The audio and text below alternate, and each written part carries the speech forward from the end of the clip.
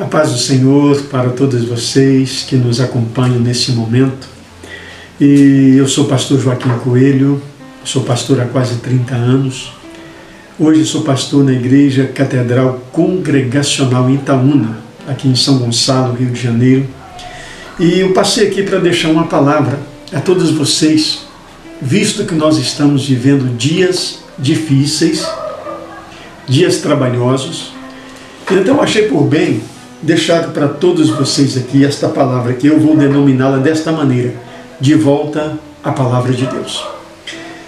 A palavra do Senhor fala em Mateus, no capítulo 24, a partir do versículo 33. Igualmente vós, quando virdes todas estas coisas, sabei que ele está próximo às portas. Em verdade vos digo que não passará esta geração sem que todas estas coisas aconteçam. O céu e a terra passarão, mas as minhas palavras não hão de passar.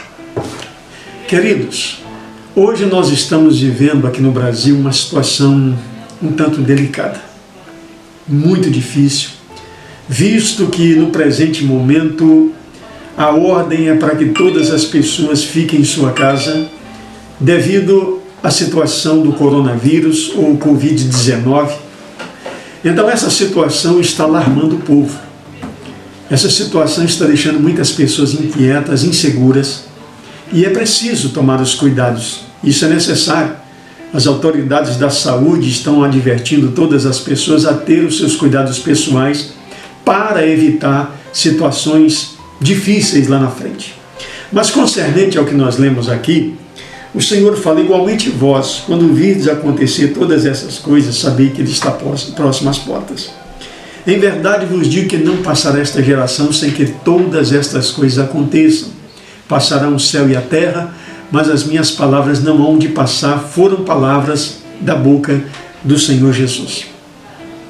Hoje nós estamos vivendo um tempo que as pessoas estão deixando de vigiarem. Eu quero falar diretamente para um cristianismo moderno. Nós não estamos tendo cuidado com a nossa salvação como deveríamos ter, segundo a palavra de Deus. O povo de hoje está muito preocupado com o presente momento. Eu me lembro que o Senhor Jesus ele fala para a igreja de Laodiceia, que era um povo que estava simplesmente se ocupando no dia a dia, enquanto o perigo estava batendo à sua porta. Enquanto eles estavam ocupados com as coisas passageiras, o perigo era iminente. A Bíblia nos adverte que Laodiceia foi o tipo de igreja que dizia: rico estou enriquecido e não tenho falta de nada. Enquanto o Senhor dizia para esta igreja: você não sabe que és um pobre, miserável, cego, desgraçado, nu. Então hoje nós estamos vivendo um perigo iminente. Enquanto o Senhor fala que não passará esta geração sem que todas essas coisas aconteçam. O que isso tem a ver com a epidemia, a pandemia que ocorre no mundo inteiro hoje? Tem tudo a ver. Porque o Senhor fala que isso são princípio de dores. Mas Ele adverte a igreja: quando vocês virem essas coisas acontecendo, que coisas são essas? E aqui Ele fala no versículo de número 7 de Mateus 24. Ele fala que haveria fomes, pestes e terremotos em vários lugares. Talvez você que me ouve pode até criticar e dizer: mas isso sempre existiu. É verdade, sempre existiu. Mas só que no ano 79, depois de Cristo, nós vamos ver que aconteceu algo diferente que mexeu com a humanidade. O Vesúvio, quando entrou em erupção, mais de 20 mil pessoas perderam a vida. E onde foi parar Pompeia? Debaixo das cinzas e das lavas vulcânicas. Isso era grande, sim, como até hoje é. Hoje no mundo já morreram muitas pessoas pelo Covid-19. Está sendo uma coisa alarmante. As pessoas estão com medo. E não é para ser diferente.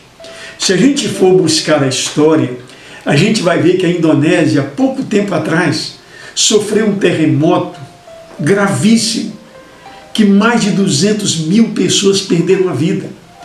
Terremoto esse que ondas viajaram a mais de 800 quilômetros por hora e alcançaram outros continentes, levando destruição. Isso é para se alarmar? Está escrito aqui.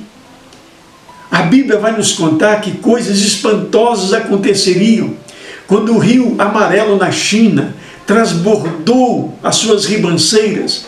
Foram mais de 4 milhões de chineses que perderam a vida.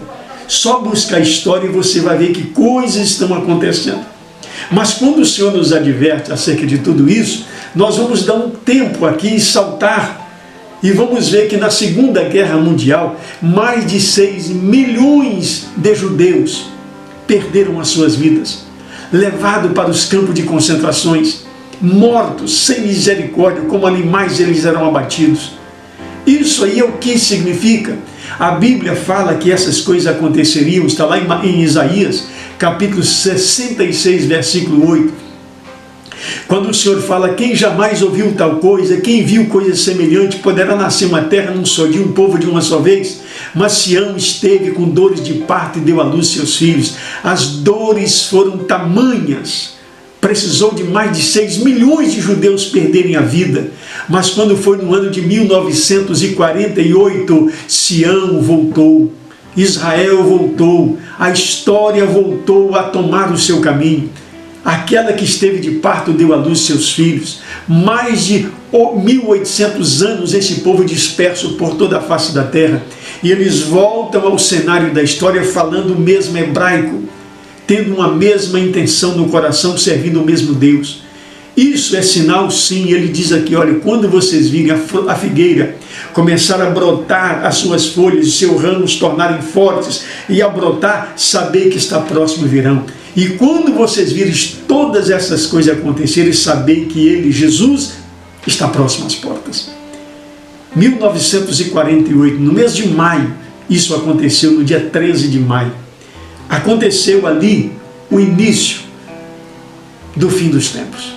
Se posso assim falar numa linguagem simples e comum para todos entenderem. Ali nós começamos a geração de Salmo 90, versículo 10. O tempo da geração da vida de um homem é 70 anos. E o que passar disso, enfado e canseiro. Eu não estou aqui dizendo para você uma data específica que o Senhor Jesus vai voltar e buscar a igreja. Isso são sinais. E a Bíblia diz que quem tem ouvidos é para ouvir o que o Espírito diz à igreja. Preste muita atenção. Nunca se ouviu levantar tantos profetas como se tem levantado nesses últimos dias. Cuidado, acautelai-vos, que ninguém vos engane, está escrito aqui no sermão profético do Senhor Jesus. Nunca se viu levantar tantas pessoas dizendo que é o próprio Cristo, como se tem levantado nesses dias. Cuidado, ele já falou tudo isso que você está vendo acontecer. Nós, creio eu, que somos a geração do tempo do arrebatamento. Então o Senhor Jesus, quando fala isso, em 1948 a figueira voltou. E quando ela volta, se você contar até 2018, ela completou 70 anos. E de lá para cá, nós estamos vivendo a dispensação, mais uma vez, da graça e da misericórdia do Senhor. Diante do quadro exposto, é preciso que cada um de nós tenhamos o devido cuidado de colocar a nossa vida na presença de Deus.